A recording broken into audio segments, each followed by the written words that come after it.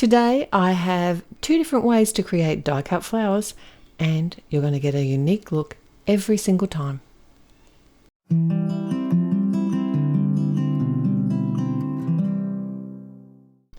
Hello and welcome back to another Take Two with Therese at Altenew, and by request I have a card that I made recently. I'm recreating it using these alcohol inks and using the crafter flower Magnolia.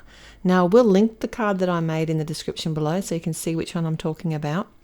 These crafter flowers have a layering guide on the back. So basically, to create my first flower, I'm going to be using the alcohol inks, and this flower is quite large, so I wanted to make sure that I created enough alcohol ink background to make all the layers for this flower. So when I was looking at the layering guide, and you can either look at your packaging or there is also a layering guide at the online store, and you can find that linked with the product itself. You can see that you do need different depths of color. So I do know that I need a darker area, some lighter areas, and some that are kind of in between. Now, alcohol ink backgrounds are so fun, quick and easy to make. I have some cardstock here. This is not Yupo paper. You can use Yupo paper, but this is a very similar product, but it actually die cuts really well. I do have a problem die cutting Yupo paper. It doesn't like my machine, but you may have a cardstock that'll work really well for you. So I'm using the Sugarplums alcohol inks here. Now these are fabulous. They are the refill inks actually that you get for your artist markers, but they're also an alcohol based ink, so they're perfect for this technique. And I'm using the blower tool to kind of move the ink around, as well as some blending solution. I'm trying to keep some of the areas lighter and darker. I have got the three of the colors from that set. It was the pale mauve, amethyst, and the grape agate, but you could use any colors that you like. If you wanted an area to be lighter, then you do need to add more of the blending solution, or darker, just add a darker color and don't move it around so much. Now, don't get too hung up about how the background is working, because basically you're going to be able to pick and choose the spots that you're going to be die cutting from. So this isn't going to be the finished product. This is just what we're going to be working with to build the flower. And like I said, I used the layering guide to give me an idea of how much of each layer I'm going to need. It's quite a big flower. So this is I think it's about a half of an A4 sheet here. And I thought it'd be fun to add a little highlight with some silver foil. This is some bright silver toner foil, and basically as the alcohol ink is just about dry, and there is no right or wrong here, I really just look at the alcohol ink, and you know what, if I press it down and it's not quite dry, it doesn't matter. I'll just press it down in another 10 seconds or so, and then just keep trying. It really only likes to pick up on the areas that are heavily inked and often on the edges. So if you haven't added a lot of color to your alcohol ink background, you're not going to be able to pick up a lot of the toner foil. And this is literally just an option. You do not need to do this step. I just like the little bit of added sparkle that it gives my finished flower. So I do need to create a second background now for the leaves, and I have the Tranquility set this time, and Misty Morning, Cloudy Sky, and Nimbus are the three colors that I used here. I did add more blending solution and actually a bit more air with the blower tool, because I did want this to look a little bit lighter or less busy. Does that make sense? But you can do whatever you want for your project. You can use whatever colors you have. If you don't have the artist marker refills, you can also use other alcohol inks, or you could even blend a background here with your crisp dye inks. That would work really well too. But hold on for a second, because I'm going to be sharing another way to use those and this flower very soon. Alright, so my panel doesn't take very long to dry, and what I'm doing here is looking at my layers on the layering guide and then kind of working out roughly where I think they'll need to go on my cardstock.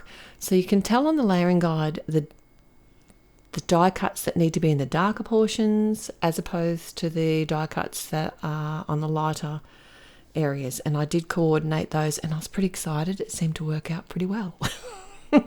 And it looks like a hot mess when you're putting it all together, but don't be disheartened. It will be fine, I promise. Just follow the layering guide. Now, this particular cardstock that I used was the thinner version. I wish I had used the heavier weight or the 250-pound version, but I got around that by just adding a die cut white piece of cardstock behind the base of the flower just to give it a little bit of stability.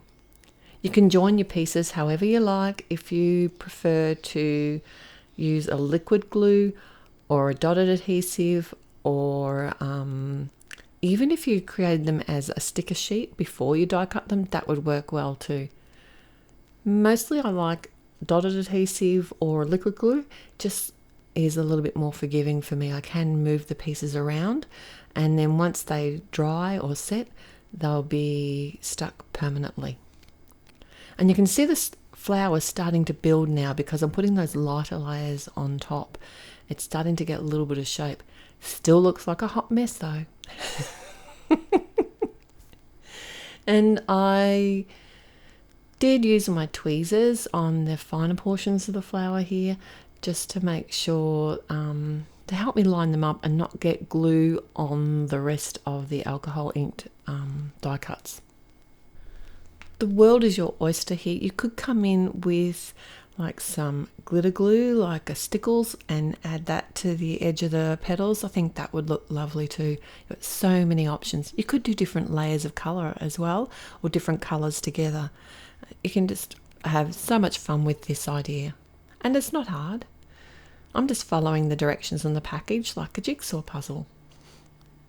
Except for when it came to the leaves. I don't always put all the layers on my leaves, but you certainly could do that.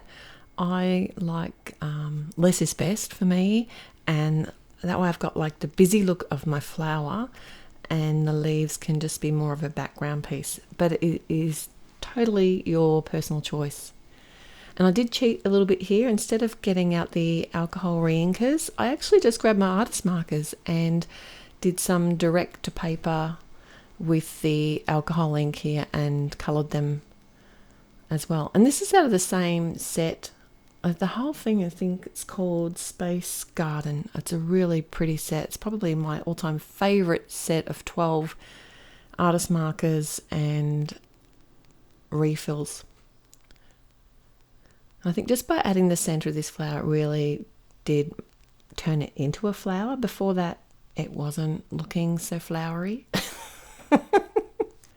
So I'm going to keep my layout very simple. This is a side fold A2 card. I'm going to adhere a couple of leaves direct to the card base, and the sentiment here, I actually ended up cutting out the word celebrate from some leftover alcohol inked background, and I really like the way that it sort of looks a bit ombre. And this is from the Sweet Sentiments die set, so it is a layering set, and I just had the base cut from some white cardstock and used just liquid glue to attach that. Then I could pop my flower up, and I also did have to pop some of the sentiment up because some of it sits on the side of the card and some directly onto the leaf, which is popped up.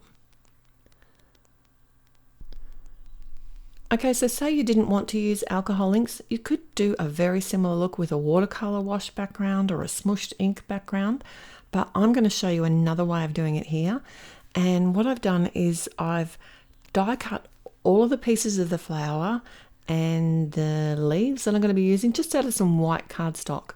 I have some of the Altenew blending tools and the same colors of ink. These are the oval ink pads, but if you've got the little mini ink pads, they would work just as well. And basically I'm just adding ink direct to the die cut layers, and I am also being guided by the layering guide on the packaging as to which layers need to be either lighter and then getting darker towards the back. Although you will notice I did change it up a little bit. I initially coloured the base of the flower in the purple, and it wasn't really doing it for me. It wasn't dark enough, so I came back in and I tried the plum, and I do like it darker, but then once I'd sort of started putting all my layers together, I actually preferred it with a white background. I don't know. Let me know what you think. Do you think I should have stayed with the dark purple in the back of the flower? I mean, I don't hate that. I just preferred the white background and keeping it really nice and light and airy. Now the leaves I blended with the same colours. They were just lacking that green tone. So I actually grabbed my green blending tool. I didn't re-ink it with anything. I just used the ink that was left on there and added sort of a green layer to all the die cuts of my leaves. And I used just the detailed blending tool here to add the colour to the centre of the flower. So the main thing that I changed up about this particular card was I added a textured background. This is the Ribbon Waves 3D embossing folder. And I like the fact, because it's still white, it actually doesn't detract from the flower itself, but it does give a little bit of interest to the background on the card. I've got some of the 1-inch ultra sticky tape from Altenew. I just know because this background has that dimension, it'll need that extra bit of adhesive to make sure it doesn't come apart from the card base. And I also kept a very similar layout with the bouquet here. I did the 3 leaves again, and then the flower in the center. And then for the sentiment, I had one that I'd already made and not used, and this is from the Sweet Sentiments hot foil plate set, which coordinates with the Sweet Sentiments die set. Now I layered that up. Oh gosh, I think I was going to do it 4 times, but it was already layered up, so it ended up being quite thick. Now I used a liquid glue to hold this sentiment in place because of the dimension in the background. And I do really like how this turned out with the pale sort of pastel-y colour look. But probably my favourite is going to go to the alcohol inked background die cut into a flower. Let me know which one's your favourite in the comments below. Thanks so much for joining me here today. It's been so much fun. I hope you're inspired to try a die cut flower a little bit differently.